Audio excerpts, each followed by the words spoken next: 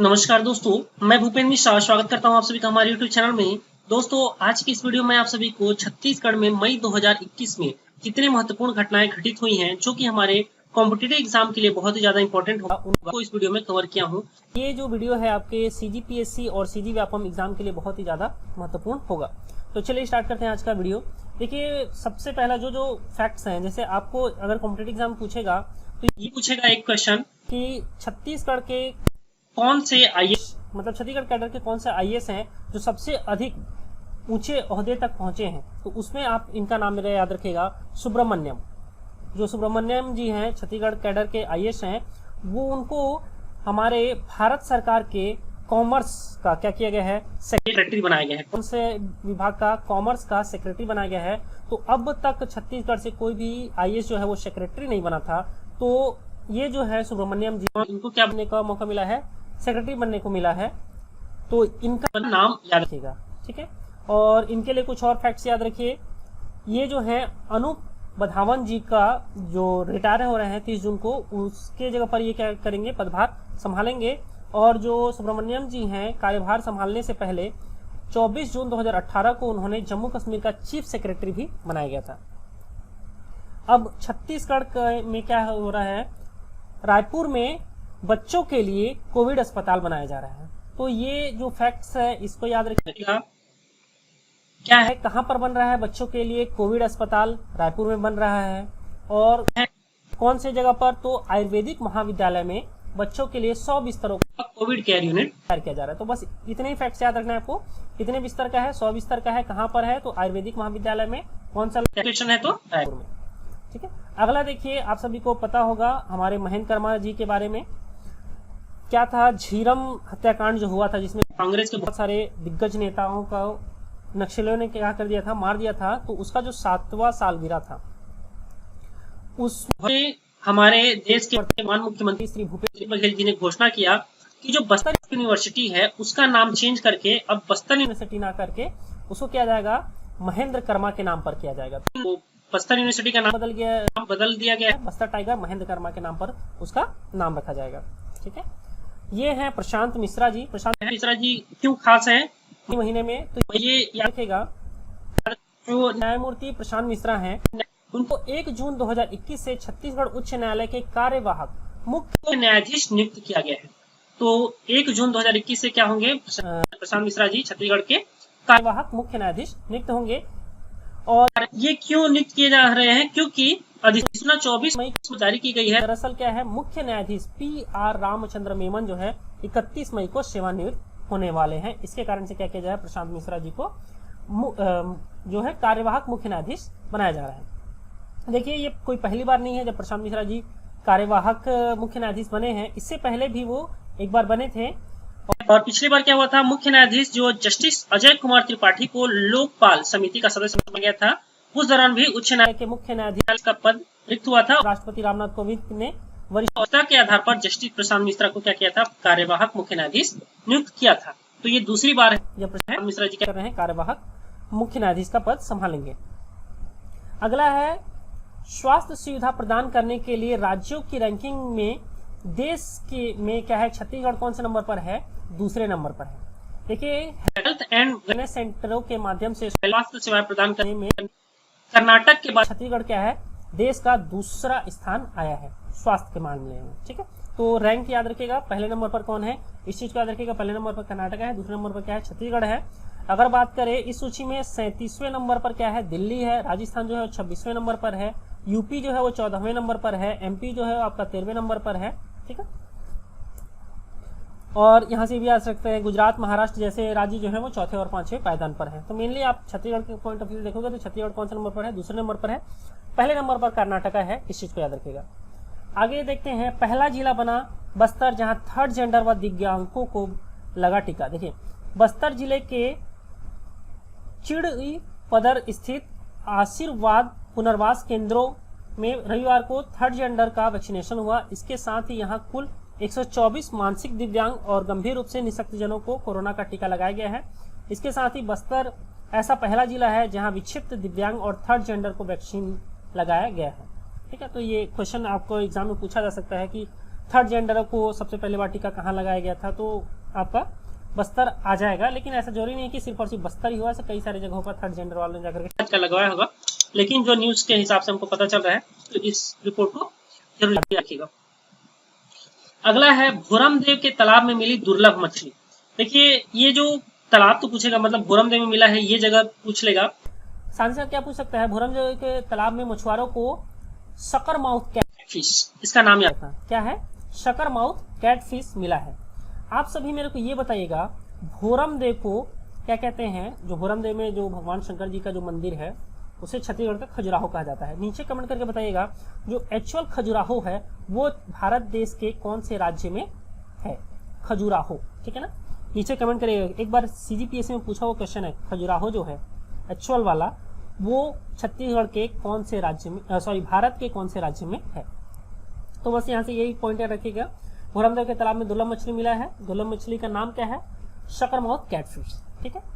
और छत्तीसगढ़ में इस प्रकार की मछलियां देखने को नहीं मिलती हैं। ऐसे में ये मछली हाथ में आने के बाद मछुआरों को बड़ा अजीब लगा, जिसके बाद इसे लेकर के गांव के सरपंच के पास गए थे कि ये देखो थोड़ा सा अजीब दिख रहा है। देखिए आप सभी इस मछली को देख सकते हैं, ठीक है, थोड़ा टाइगर टाइप का दिख रहा होगा।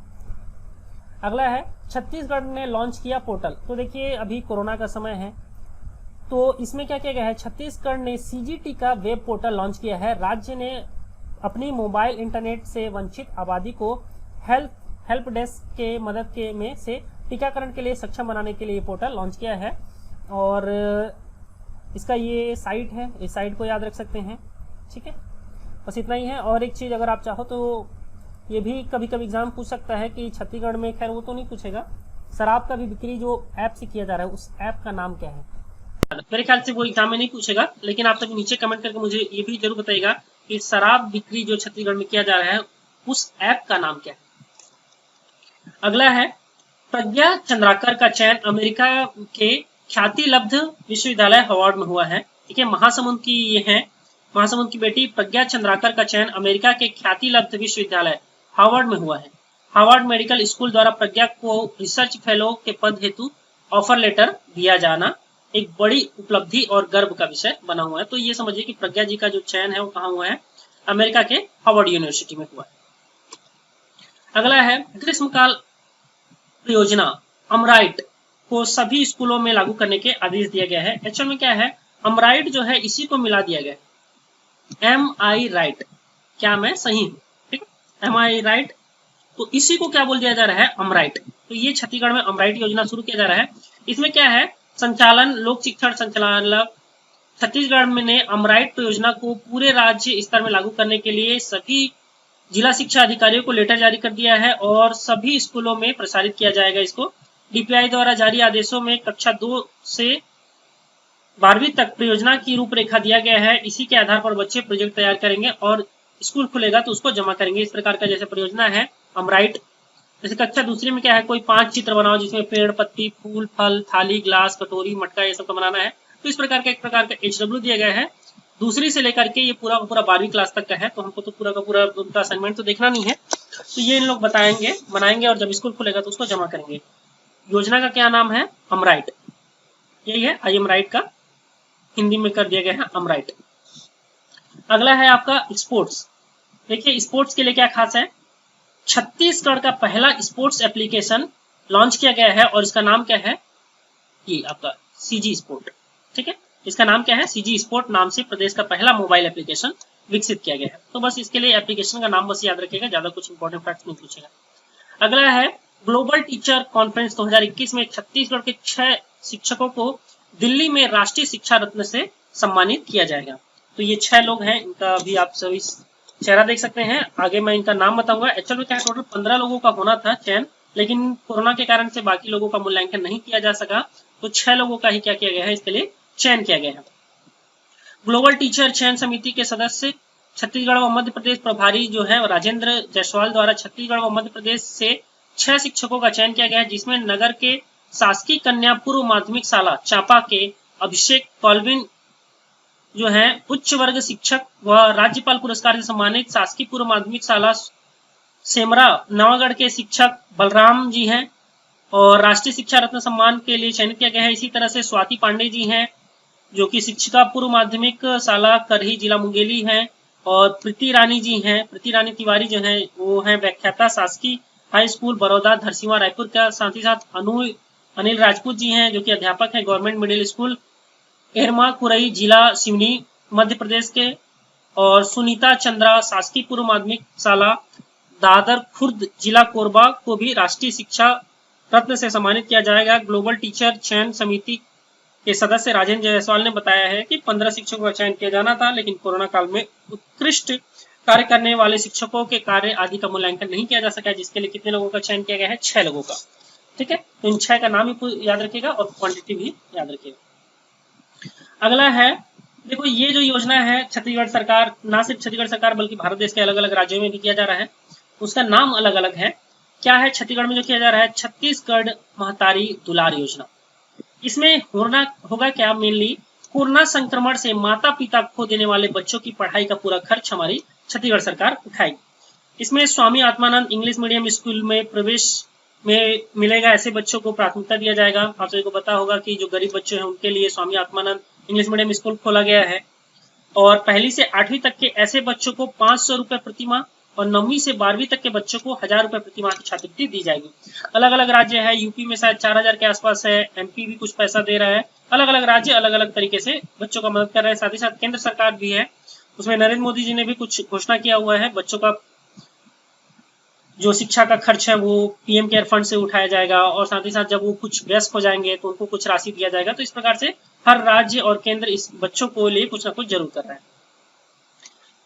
नहीं रहेगा कोई भी बच्चा बेसहारा, कांग्रेस सरकार बनेगी उनका सहारा, ये इनका टैगलाइन है। योजना का नाम याद रखना, छत्तीसगढ़ी महतारी दुलार योजना। अगला है, रोको और टोको, संक्रमण की कड़ी को तोड़ो, मैं भी कोरोना वॉरियर्स। देखिए इसमें क्या हो रहा है, छत्तीसगढ़ के 2 जिलों में यूनिसेफ ने रोको और टोको योजना का शुरुआत किया है, और ये कौन कौन से हैं आपके? तो दुर्ग और राजनांदगांव में स्टार्ट किया गया है, लेकिन इसको बाद में फिर आगे पूरा का पूरा बढ़ाया जाएगा, बलौदाबाजार, बिलासपुर, कोरबा, रायगढ़। तो रोका टोका ऐसा करके योजना है, किसका है ये एक्चुअल में? तो ये है आपका यूनिसेफ का है। अगला है, जो हमारी भिलाई की बेटी कह दे इनको, निकिता उपाध्याय को फोर्ब्स मैगजीन की 30 अंडर 30 एशिया लिस्ट में शामिल किया गया है। निकिता को उनकी बुक रूट्स टू रेडियंस के लिए इस कैटेगरी में शामिल किया गया है। ये बुक जो है घरेलू नुस्खों पर लिखी गई है। इसके लिए निकिता को media marketing and advertising category में भी अवार्ड मिल चुका है। तो बस ये फोर्ब्स में जो 30 अंडर 30 एशिया लिस्ट में इनका नाम आया है, इनका नाम एक बुक के कारण से आया है, और ये इनका नाम क्या है? निकिता उपाध्याय जी है कि जो बुक है उस बुक का नाम याद रखिएगा, रूट्स टू रेडियंस। ठीक है, आगे चलते हैं हम सभी। छत्तीसगढ़ जनरेशन कंपनी ने ताप जल विद्युत गृहों ने रचा इतिहास, सर्वाधिक उत्पादन का एक नया कीर्तिमान उन्होंने गढ़ दिया है। Chhattisgarh state power generation company के ताप एवं जल विद्युत गृहों ने कोरोना वायरस के संक्रमण काल में भी उत्कृष्टता का कार्य जो है वो किया है। वित्तीय वर्ष 2020-21 में प्रतिवेदन के अनुसार कोरोना संक्रमण काल में भी उत्कृष्ट कार्य किया गया है। इसमें कोरबा का जो पश्चिम विस्तार ताप विद्युत गृह है, जिसकी क्षमता 500 मेगावाट ने 92.82% संयंत्र उपयोगिता गुणांक की भागीदारी दी है, जो कि इस ताप विद्युत गृह के जीवन काल का सर्वाधिक PLF है। अगला है, छत्तीसगढ़ राज्य में 18+ वालों को कोरोना का टीका कितने तारीख से लग रहा है? 1 मई से लग रहा है। तो हो सकता है एग्जाम में आपको डेट पूछ ले। अगला है, धान के अलावा अन्य फसलों को उगाने के लिए छत्तीसगढ़ क्या करेगा? जो सरकार है वो किसानों को 10,000 रुपए की सब्सिडी देगा। छत्तीसगढ़ के किसानों को वर्ष 2021-22 के खरीफ सत्र के दौरान धान के अलावा सरकार द्वारा जो कुछ फसल का चयन किया गया है उसका अगर वो खेती करते हैं, और बॉर्डर में क्या करेंगे, वो पेड़ में समझ जाओ, अगर पेड़ लगाते हैं तो उनको 10,000 रुपए का सब्सिडी मिलेगा। ये कौन कौन सी फसल है ये याद रखिएगा। धान तो बोया ही जाता है हमारे यहाँ, उसके साथ कोदो, कुटकी, गन्ना, मक्का, सोयाबीन, दलहन, तिलहन, सुगंधित धान, धान की अन्य पोषण संवर्धित किस्मों की खेती करते हैं, या उसी भूमि में धान के स्थान पर वृक्षारोपण करते हैं, तो उन्हें 9,000 रुपए प्रति एकड़ के बजाय 10,000 रुपए प्रति एकड़ की सब्सिडी दी जाएगी। उन्होंने कहा कि जो किसान खेतों में पेड़ लगाएगा उन्हें अगले 3 साल तक प्रति वर्ष 10,000 रुपए का सब्सिडी मिलेगा। अब हम सभी देख लेते हैं, एग्जाम में ये भी पूछता है कुछ डेट, ठीक है। तो जैसे कि मान लीजिए विश्व हास्य दिवस मई महीने के पहले रविवार को मनाया जाता है। मातृ दिवस या मदर्स डे मई महीने के दूसरे रविवार को मनाया जाता है। अंतर्राष्ट्रीय श्रम दिवस 1 मई को मनाया जाता है। विश्व प्रेस स्वतंत्रता दिवस 3 मई को मनाया जाता है। विश्व रेड क्रॉस दिवस 8 मई को मनाया जाता है। राष्ट्रीय प्रौद्योगिकी दिवस 11 मई को मनाया जाता है। अंतर्राष्ट्रीय नर्स दिवस 12 मई को मनाया जाता है। अंतर्राष्ट्रीय परिवार दिवस 15 मई को मनाया जाता है। अंतर्राष्ट्रीय जैव विविधता दिवस 22 मई को मनाया जाता है। राष्ट्रमंडल दिवस जो है वो 24 मई को मनाया जाता है। विश्व मलेरिया दिवस जो है आपका 25 मई को मनाया जाता है। हिंदी पत्रकारिता दिवस जो है वो 30 मई को मनाया जाता है। और विश्व तंबाकू निषेध दिवस जो है वो आपका 31 मई को मनाया जाता है। तो कभी कभी एग्जाम में आपका डेट भी पूछ लेता है, ठीक है। तो आज का वीडियो यहीं तक था दोस्तों। अगर वीडियो अच्छा लगा हो तो लाइक करेगा, और हाँ, हमारा ऐप जो है भूपेंद्र मिश्रा, अगर इसको अभी तक आप लोगों ने इंस्टॉल नहीं किया हो तो इंस्टॉल कर लीजिएगा, ठीक है, क्योंकि यहाँ पर आपको डेली का डेली करंट अफेयर मिलता है। आज का वीडियो यहीं तक था। Thank you. अगर वीडियो अच्छा लगा हो तो लाइक करेगा, अपने दोस्तों के साथ शेयर जरूर करेगा, और हाँ, अगर अभी तक आप लोगों ने मेरे चैनल भूपेंद्र मिश्रा सब्सक्राइब नहीं किया हो तो सब्सक्राइब कर लीजिएगा, हमारे ऐप को इंस्टॉल जरूर करिएगा। Thank you.